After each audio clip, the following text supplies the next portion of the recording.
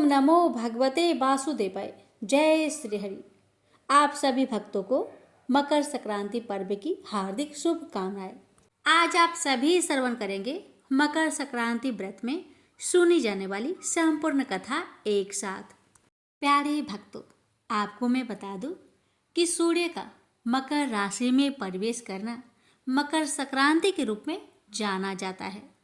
14 जनवरी 2025 के दिन सूर्य मकर राशि में प्रवेश करेंगे। उत्तर भारत में यह पर्व मकर संक्रांति के नाम से और गुजरात में उत्तरायण नाम से जाना जाता है। मकर संक्रांति को पंजाब में लोहड़ी पर्व, उत्तराखंड में उत्तरायणी, गुजरात में उत्तरायण, केरल में पोंगल, गढ़वाल में खिचड़ी संक्रांति के नाम से मनाया जाता है। मकर संक्रांति के दिन शुभ समय पर हरिद्वार, काशी आदि तीर्थ पर स्नान आदि का विशेष महत्व माना गया है। इस दिन सूर्य देव की पूजा उपासना भी की जाती है।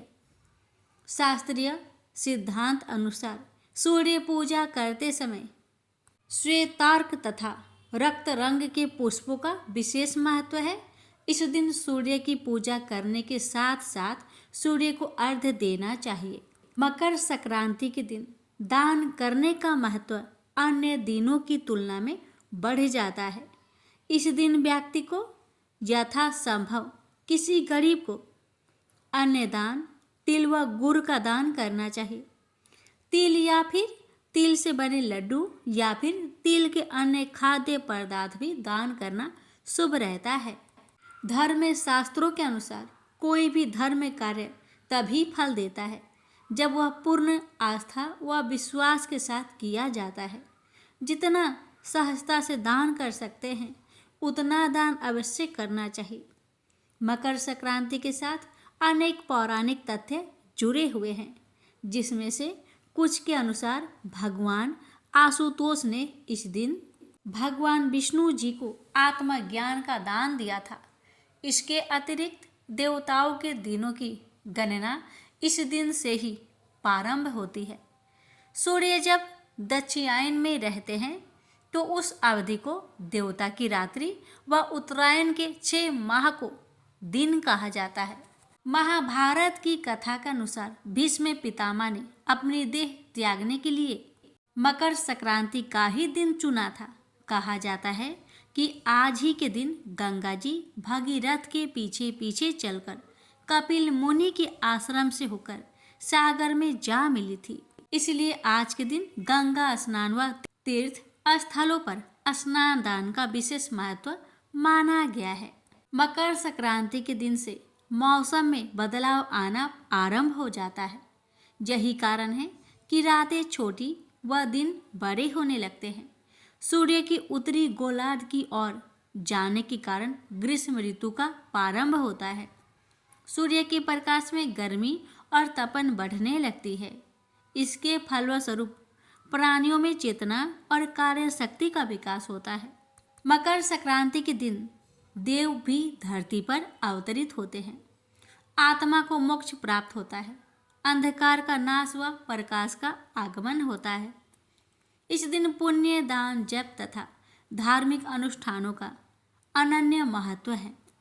इस दिन गंगा स्नान व सूर्य उपासना पश्चात गुड़, चावल और तिल का दान श्रेष्ठ माना गया है। मकर संक्रांति के दिन खाई जाने वाली वस्तुओं में जी भरकर तिलों का प्रयोग किया जाता है। तिल से बने व्यंजनों की खुशबू मकर संक्रांति के दिन हर घर से आदि महसूस की जा सकती है। इस दिन तिल का सेवन और साथ ही दान करना शुभ होता है। तिल का उपटन, तिल के तेल का प्रयोग, तिल मिश्रित जल से स्नान, तिल मिश्रित जल का पान, तिल हवन, तिल की वस्तुओं का सेवन व दान करना व्यक्ति के पापों में कमी करता है। अब आइए भक्तों, हम श्रवण करते हैं सभी मनोकामना को पूर्ण करने वाली मकर संक्रांति की पावन कथा। प्रेम से बोलिए धर्मराज भगवान की जय। कथा। एक समय जब पृथ्वी लोक पर बब्रुवाहन नामक एक राजा हुआ करता था। उसके राज्य में किसी चीज की कमी नहीं थी।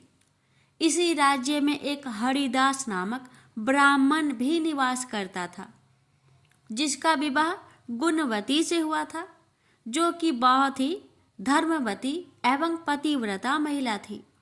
गुणवती ने अपना पूरा जीवन सभी देवी देवताओं की उपासना में लगा दिया और वह सभी प्रकार के व्रत करती थी और दान धर्म भी किया करती थी। इसके अलावा अतिथि सेवा को अपना वह धर्म मानती थी। ऐसे ही ईश्वर की उपासना करते हुए वह वृद्ध हो गई। जब उसकी मृत्यु हुई तो धर्मराज के दूत उसे अपने साथ धर्मपुर ले गए। यमलोक में एक सुंदर सिंहासन पर यम धर्मराज विराजमान थे और उनके पास ही चित्रगुप्त भी बैठे थे।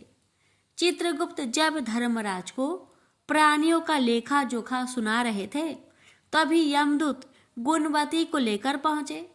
गुणवती यमराज को देखकर थोड़ी भयभीत हुई और मुंह नीचे करके खड़ी हो गई।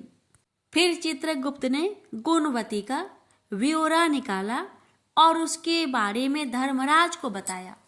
धर्मराज ने गुणवती का पूरा ब्यौरा देखा और वे प्रसन्न हुए, लेकिन फिर भी उनके मुख पर थोड़ी सी उदासी भी छाई हुई थी। यह देखकर गुणवती ने पूछी, हे प्रभु, मैंने तो अपने जीवन काल में सारे सत्कर्म ही किए, फिर भी आपके मुख पर उदासी छाई है। इसका कारण क्या है? प्रभु, मुझसे क्या भूल हुई है? धर्मराज जी ने कहा, हे देवी, तुमने सभी देवी देवताओं के व्रत किए हैं, उपासना की है, लेकिन कभी भी तुमने मेरे नाम से कुछ पूजा या पाठ या दान नहीं किया। धर्मराज की बात सुनते ही गुणवती क्षमा याचना करने लगी और कहने लगी, हे प्रभु, मुझे आपकी उपासना के बारे में कुछ पता नहीं है। कृपा करके मुझे ऐसा उपाय बतलाइए प्रभु, जिससे सभी मनुष्य आपकी कृपा के पात्र बन सके। मैं आपके मुख से आपकी भक्ति का मार्ग सुनना चाहती हूँ और मेरी कामना है कि मृत्यु लोक पर वापस जाकर मैं आपकी भक्ति करूं और सभी लोगों को इस बारे में बताऊं। धर्मराज जी ने बताया, जिस दिन सूर्य देव उत्तरायण में प्रवेश करते हैं, यानी मकर संक्रांति के दिन मेरी पूजा शुरू करनी चाहिए और उस दिन से लेकर पूरे 1 साल तक मेरी पूजा करते हुए कथा सुननी चाहिए। साथ ही मेरी पूजा करने वाले व्यक्ति को धर्म के इन 10 नियमों का पालन अवश्य करना चाहिए। पहला, धीरज रखना यानी संतुष्ट रहना। दूसरा, अपने मन को बस में रखना और सभी को क्षमा करना। तीसरा, किसी प्रकार का दुष्कर्म नहीं करना। चौथा, मानसिक और शारीरिक शुद्धि का ध्यान रखना। पांचवा, अपनी इंद्रियों को बस में रखना। छठा, बुरे विचारों को अपने मन में ना लाना। सातवां, पूजा पाठ और दान पूर्ण करना। आठवां, व्रत करना और व्रत की कहानी सुनना। नौवां, सच बोलना और सभी से अच्छा व सच्चा व्यवहार करना। 10वां, क्रोध न करना। धर्म के इन सभी लक्षणों का पालन करते हुए 1 साल तक मेरी कथा नियम से सुने, दान पुण्य और परोपकार के काम करें और अगली मकर संक्रांति पर इस व्रत का उद्यापन करें। इसके बाद मेरी एक मूर्ति बनाकर विधि विधान से प्राण प्रतिष्ठा करवाकर हवन पूजन करें और साथ ही चित्रगुप्त की भी पूजा करें और काले तिल के लड्डू का भोग लगाए। इसके बाद ब्राह्मण भोज करवाए व बांस की टोकरी में 5 सेर अनाज का दान करे। साथ ही किसी जरूरतमंद को गदा, तकिया, कंबल, छप्पन, लोटा व वस्त्र आदि का दान करे। संभव हो तो गौ दान करे। धर्मराज जी से व्रत की पूरा कथा सुनकर गुणवती ने पुनः धर्मराज जी से प्रार्थना की, हे प्रभु, मुझे फिर से मृत्यु लोक में जाने दीजिए, जिससे मैं आपका व्रत कर सकूं, साथ ही इस व्रत का प्रचार भी लोगों में कर सकूं। इस पर यमराज ने गुणवती को धरती लोक पर फिर से जाने दिया। धरती पर वापस आकर गुणवती ने धर्मराज द्वारा बताए गए व्रत के बारे में अपने पति देव को बताया। मकर संक्रांति आते ही गुणवती और उसके पति ने ये व्रत शुरू कर दिए। इसी व्रत के प्रभाव से उन पर धर्मराज की कृपा हुई और उन्हें मोक्ष की प्राप्ति हुई। प्रेम से बोलिए धर्मराज भगवान की जय।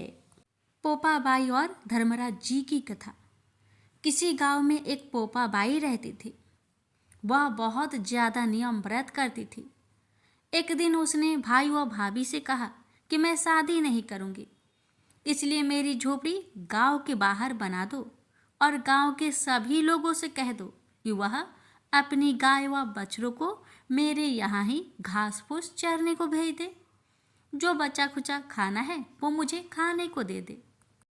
एक दिन नगर का राजा शिकार खेलने जंगल में आया और गांव के बाहर जंगल के पास बनी झोपड़ी देखकर रुक गया।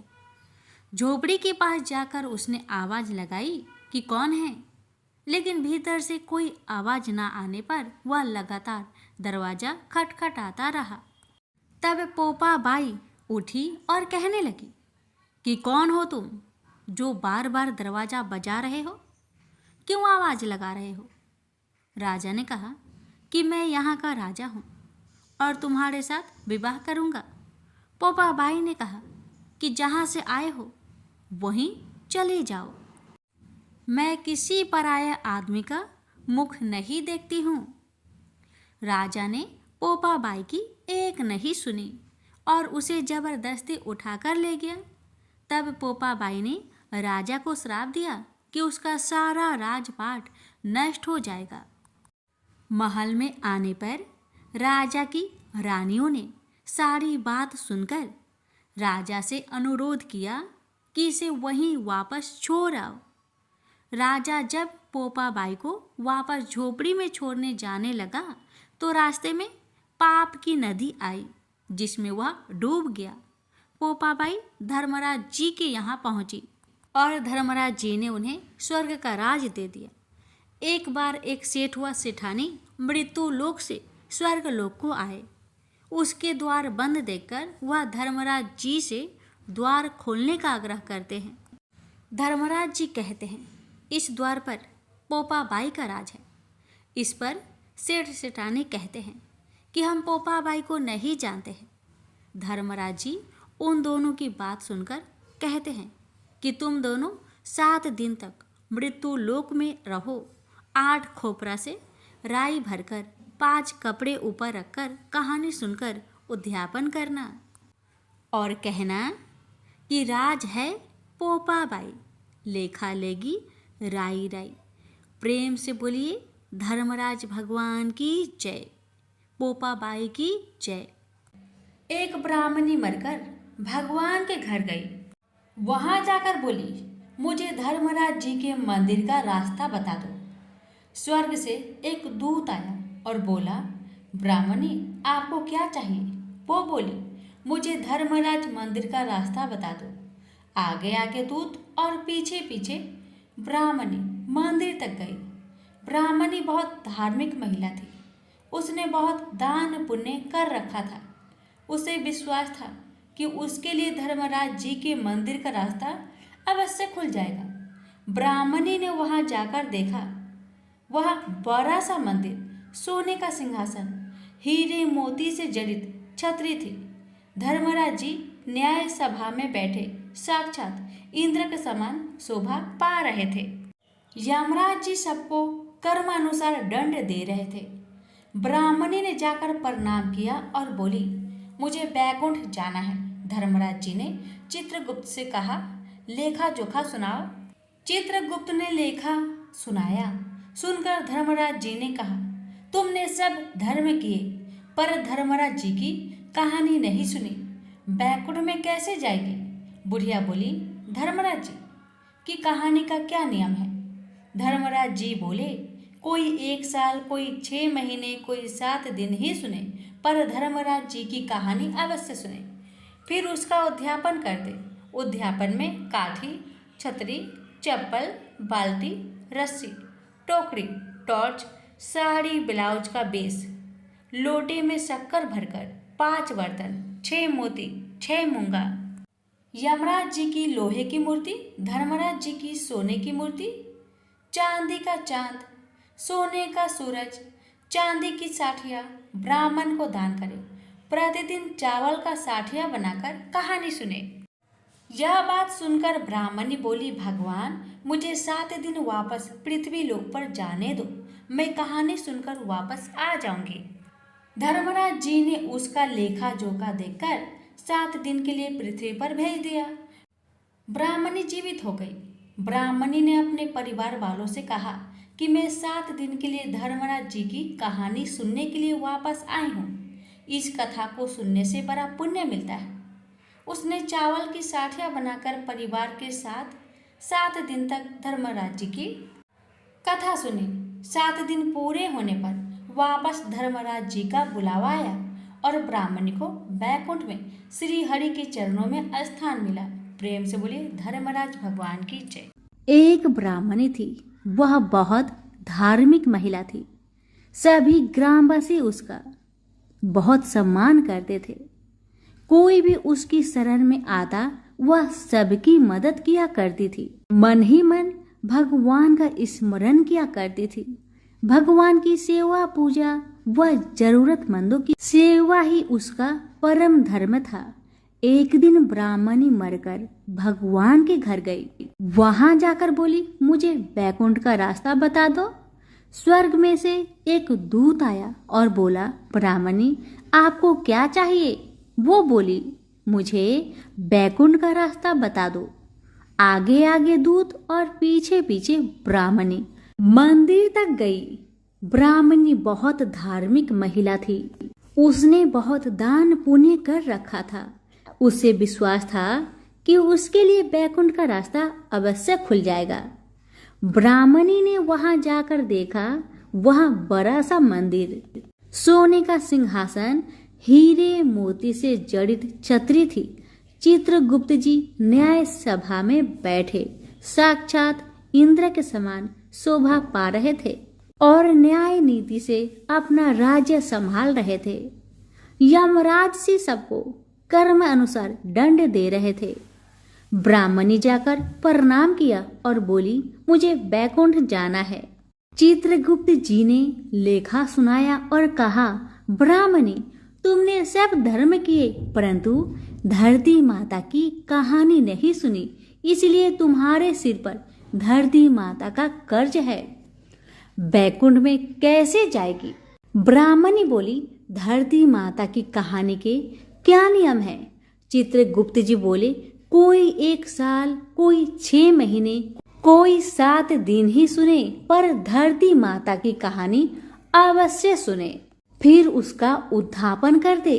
धरती माता की कहानी सुनने से जाने अनजाने किए गए पाप कर्मों को धरती माता हर लेती है।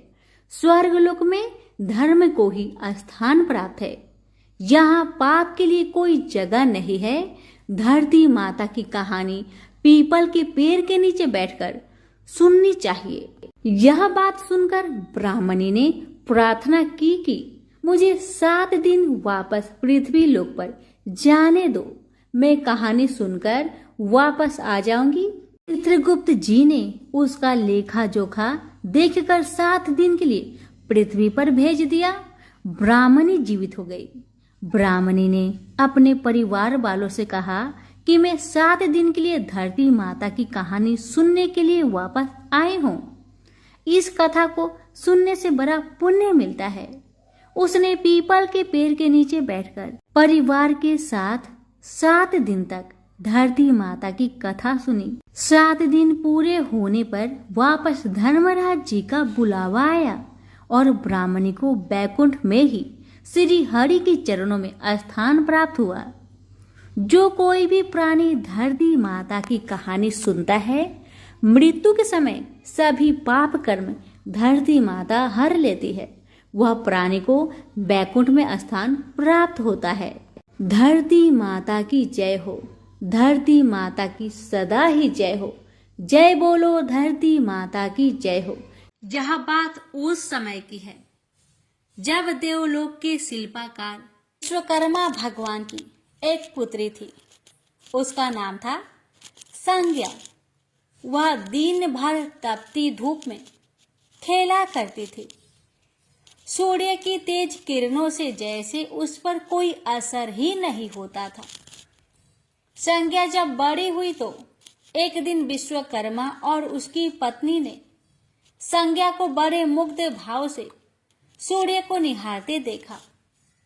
यह देख विश्वकर्मा बोले, देवी, ऐसा लगता है हमारी बेटी सूर्य पर मोहित हो गई है। देख रही हो कितने मुग्ध भाव से सूर्य की ओर ताके जा रही है। मुझे भी ऐसा ही लगता है हे स्वामी, विश्वकर्मा की पत्नी ने कहा। सूर्य के सौंदर्य के प्रति संज्ञा का आकर्षक उसकी आयु के साथ बढ़ता ही गया। एक दिन विश्वकर्मा उसे अपने साथ हाथी पर बैठाकर सैर करने को निकले। अपनी पुत्री को सूर्य की ओर निहारते देख उन्होंने पूछ लिया, बेटी, अब तुम छोटी नहीं रही। मैं सोचता हूं जल्दी ही तुम्हारा ब्याह कर दूं। बताओ बेटी, बताओ, किस देव को तुम चाहती हो? बताओ, मैं तुम्हारा विवाह उसी देव के साथ करूंगा जिसको तुम चाहती हो। बेटी कहने लगी, पिताजी, आकाश में सूर्य से बढ़कर कोई तेजस्वी नहीं है। संज्ञा की बात सुनकर विश्वकर्मा ने कहा, बेटी, ठीक है, हम तुम्हारा शादी सूर्य से ही करा देते हैं। अब विश्वकर्मा अपनी पुत्री को लेकर सूर्य के पास पहुंच गए। उन्होंने अपनी पुत्री की इच्छा सूर्य देव को बताई तो सूर्य देव ने उनका प्रस्ताव सहर्ष स्वीकार कर लिया और बोले, आपकी पुत्री मेरे साथ विवाह करना चाहती है। यह मेरे लिए सौभाग्य की बात है, पर अपनी बेटी से पूछ तो लीजिए कि वह मेरा ताप सहन कर पाएगी या नहीं। विश्वकर्मा ने संज्ञा को एक और ले गए और पूछा, बेटी, सूर्यदेव का उत्तर तुमने सुन लिया। अब बताओ, तुम उनका ताप सहन कर लोगी? हर ऋतु का ताप उनका अलग अलग होता है। अब तुम बताओ, क्या सह पाओगी? संज्ञा ने कहा, पिताजी, हाँ, मैं सह पाऊंगी। अब विश्वकर्मा ने कुछ ही दिन बाद संज्ञा का विवाह सूर्य देव के साथ करा दिए। संज्ञा सूर्य देव के साथ उनके लोक चली गई। अब तो संज्ञा सूर्य देव के साथ सुख पूर्वक रहने लगी। फिर उनके वहां एक पुत्र पैदा हुआ जिसका नाम रखा गया मनु। अनेक ऋषि मुनि बालक को आशीर्वाद देने आए। यह बालक ज्ञानियों में भी ज्ञानी होगा। ऋषियों ने भविष्यवाणी की, आशीर्वाद सच निकला। जब वह कुछ बड़ा हुआ तो ऋषि मुनियों से शिक्षा ग्रहण करने लगा। सूर्यदेव और संज्ञा को अपने बेटे पर बड़ा गर्व था। वे बहुत ही प्रेम से अपने बेटे का लालन पालन करते थे। अनाचार एक बार ग्रीष्म ऋतु में सूर्य की किरणें बहुत ही प्रखर हो गई। उनका तेज अपने चरम सीमा पर जा पहुंचा। संज्ञा की चमड़ी रसने लगी। सूर्यदेव ने उसे अपने पास बुलाया तो वह अपनी आंखों पर हाथ रखकर उनके पास पहुंची। सूर्यदेव बोले, संज्ञा, मेरी ओर देखो। तुमने अपनी आंखें क्यों ढक ली? नेत्र खोलो और मेरी ओर देखो, मैं तुम्हारा पति हूँ। संज्ञा बोली, स्वामी, आपके ताप से मेरी आंखें खुल नहीं पा रही है। संज्ञा की बात सुन सूर्यदेव ने कहा, इसका अर्थ तो ये हुआ कि तुम मुझे अपने से दूर कर रही हो। विवाह के पूर्व मैंने तुमसे पूछा भी था कि क्या मेरा ताप सहन कर पाओगी। तुम्हारी सहमति पाकर ही मैंने तुम्हारे साथ विवाह करना स्वीकार किया था, लेकिन अब तुम अपने वचन से मुकर रही हो। सूर्यदेव क्रोधित होकर कहने लगे। संज्ञा बोली, हे स्वामी, इसमें मेरा दोष नहीं, आपका ताप ही प्रखर है। यह सुन सूर्यदेव और भी कुपित हो उठे और बोले, सुनो संज्ञा, प्राणवान वस्तुओं को जीवित रखने वाला मैं ही हूं, परंतु तुमने मेरी ओर से आंखें बंद कर ली, अतः तुम्हारे गर्भ से जो बालक उत्पन्न होगा वह यम होगा। यम अर्थात मृत्यु का देवता। संज्ञा वहां से भाग जाना चाहती थी, लेकिन बच्चों का मोह उसे विवश किए हुए था। संज्ञा की एक सहचरी थी, उसका नाम था छाया, जो हूबहू संज्ञा की ही प्रतिलिपि थी। उसने इस विषय में छाया की मदद लेने का निश्चय किया। उसने छाया को बुलाया और अपनी समस्या बताई। सुनकर छाया बोली, मुझे क्या करना होगा? तो संज्ञा कहने लगी, तुम संज्ञा बनकर मेरे पति के साथ जाओ और उनकी पत्नी और बच्चों की मां बनकर वहीं रहो। फिर छाया ने कहा, अगर उन्होंने मुझसे पूछताछ की तो मैं क्या कहूंगी? तो संज्ञा ने कहा, तुम बता देना कि मैं संज्ञा हूं, अपना भेद कभी मत खोलना। छाया कहती है, लेकिन मैं ये सब कैसे करूंगी? और करूंगी तो मेरी एक शर्त भी है कि अगर कभी सूर्यदेव मुझ पर बिगड़े या फिर श्राप देने लगे तो मैं सारा भेद खोल दूंगी। संज्ञा ने कहा, ठीक है छाया, अब जाओ और मेरे बच्चों को संभालो। तुमने मुझे बहुत ही कठिन काम सौंपा है संज्ञा। छाया कहने लगी, फिर भी मैं भरसक प्रयत्न करूंगी। और वहां से छाया चली गई। उसके जाने के बाद संज्ञा सोचने लगी, मैं मायके जाती हूँ, माँ और पिताजी मुझे देखकर बहुत प्रसन्न होंगे।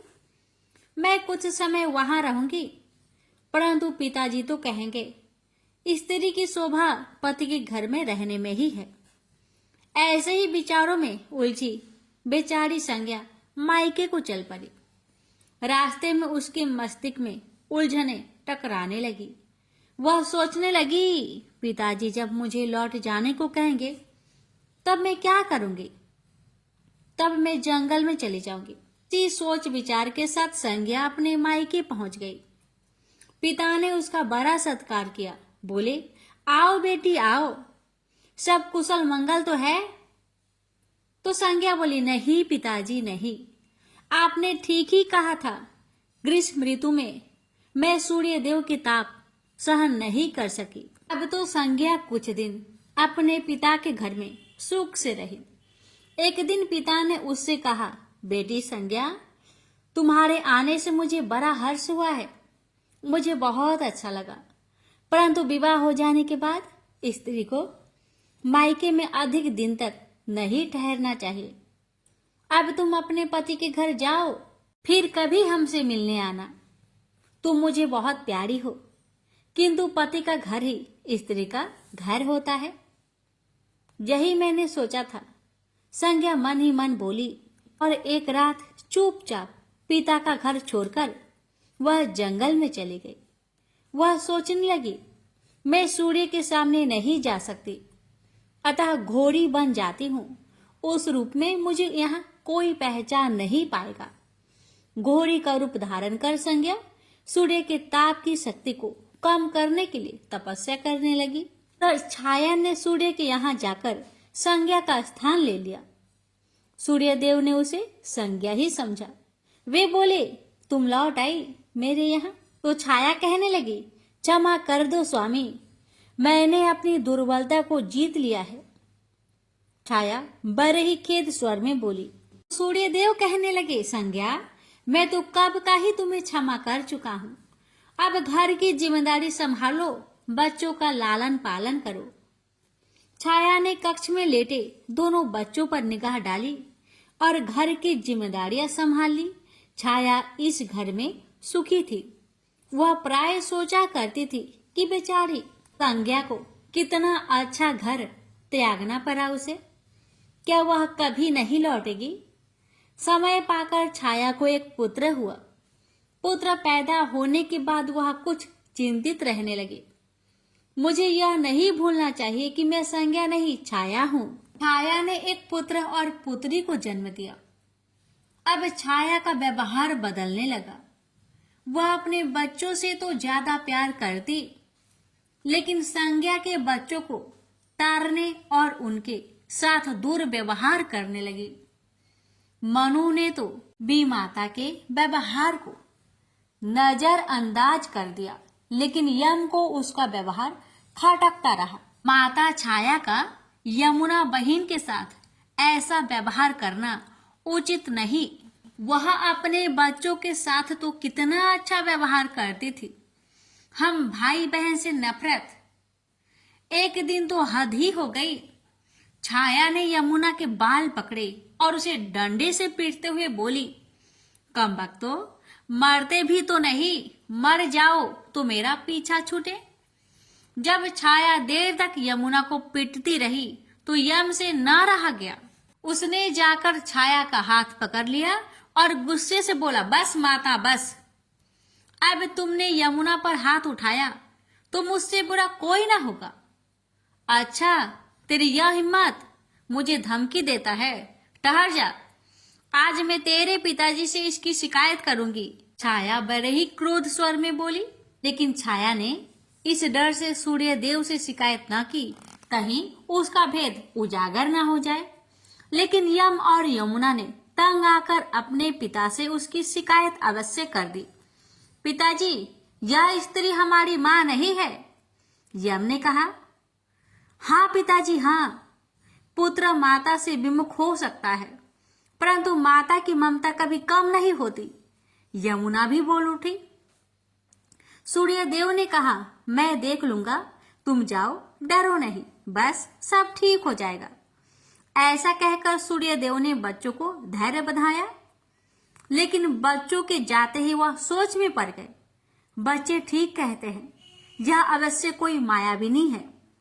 सूर्यदेव गुस्से में भरकर छाया के पास पहुंचे और उसके केस पकड़कर झंझोर कर बोले, सच बताओ तुम कौन हो, अन्यथा मैं तुम्हें कठोर दंड दूंगा।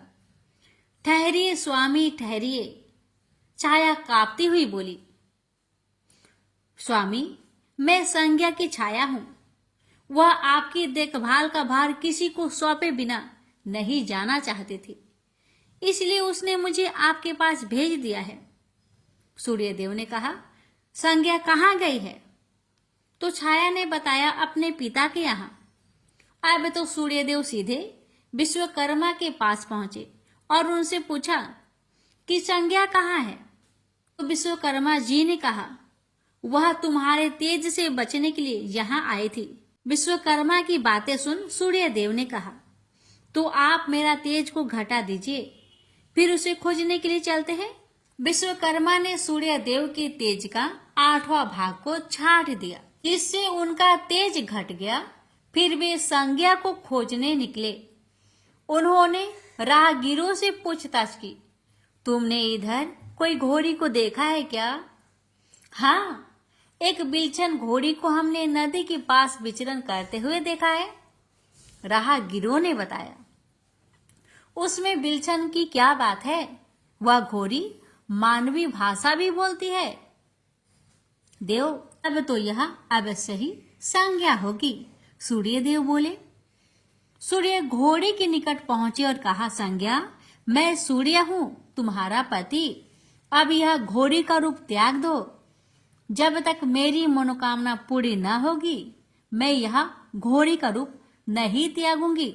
घोड़ी बनी संज्ञा ने उत्तर दिया, तुम्हारी मनोकामना तो पूरी भी हो गई, सूर्यदेव ने कहा। फिर विश्वकर्मा बोलने लगे, बेटी, सूर्यदेव ठीक कहते हैं, मैंने इनके तेज का 8वां भाग को काट दिया है।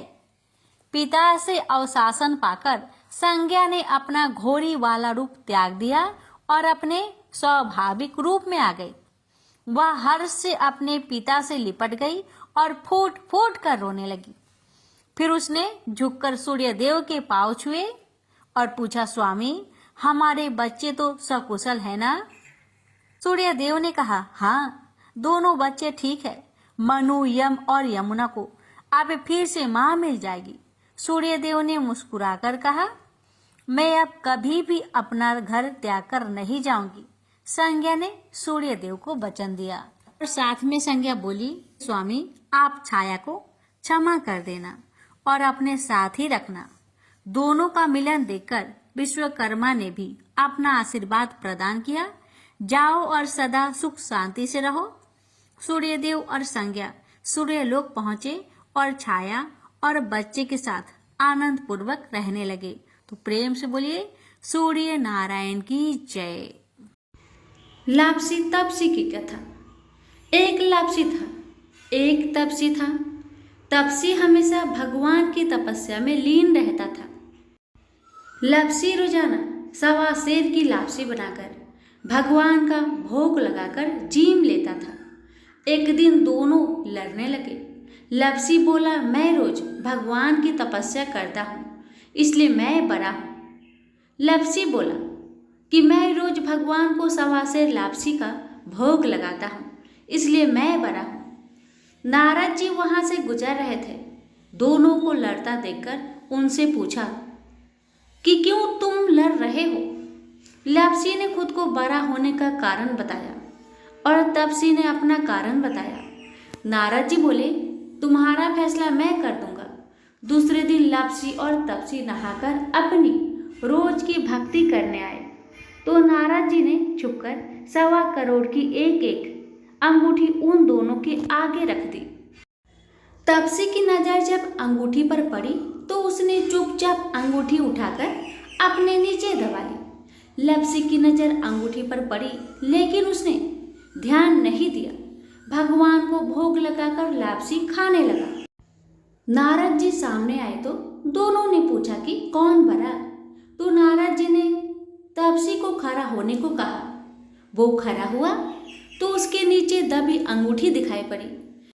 नारद जी ने तपसी से कहा, तपस्या करने के बाद भी तुम्हारी चोरी करने की आदत नहीं गई, इसलिए लापसी बड़ा है और तुम्हें तुम्हारी तपस्या का कोई भी फल नहीं मिलेगा। तपसी शर्मिंदा होकर माफी मांगने लगा। उसने नारद जी से पूछा, मुझे मेरी तपस्या का फल कैसे मिलेगा। नारद जी ने कहा, यदि कोई गाय और कुत्ते की रोटी नहीं बनाएगा तो फल तुझे मिलेगा। यदि कोई ब्राह्मण को भोजन करवाकर दक्षिणा नहीं देगा तो फल तुझे मिलेगा। यदि कोई साड़ी के साथ ब्लाउज नहीं देगा तो फल तुझे मिलेगा। यदि कोई दिए से दिया जलाएगा तो फल तुझे मिलेगा। यदि कोई सारी कहानी सुने लेकिन तुम्हारी कहानी नहीं सुने तो फल तुझे मिलेगा।